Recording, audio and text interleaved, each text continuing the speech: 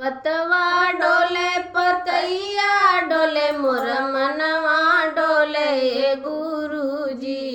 टोला मोहल्ला पागल कहेला दर्शनवा दे दाए गुरुजी।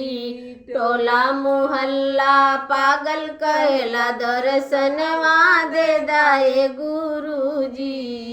तनवा सुनी सुनी मनवा रोए हमरा, तनवा सुनी सुनी मनवा रोए हमरा, काऊ हम करिए गुरुजी। हारी थकी तोरे मंदिर के आए दर्शनवा दे दाए गुरुजी। हारी थकी तोरे मंदिर के आए दर्शनवा दे दाए गुरुजी। दुखवा क मारी हम दर दर भटकली, दुखवा क मारी हम दर दर भटकली, सुखवा न पवली गुरुजी। दुखवा क मारी हम दर दर भटकली, सुखवा न पवली गुरुजी।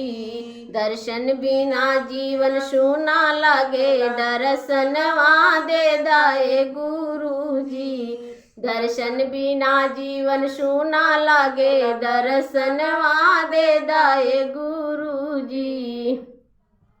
मांग सिंदूर दे दा मथवा के विदिया, मांग सिंदूर दे दा मथवा के विदिया, तोहरा से करी हम अरज जी। सांझे सवेरे हम गायब भजनिया, दर्शनवा दे दाए गुरुजी। सांझे सवेरे हम गायब भजनिया, दर्शनवा दे दाए गुरुजी।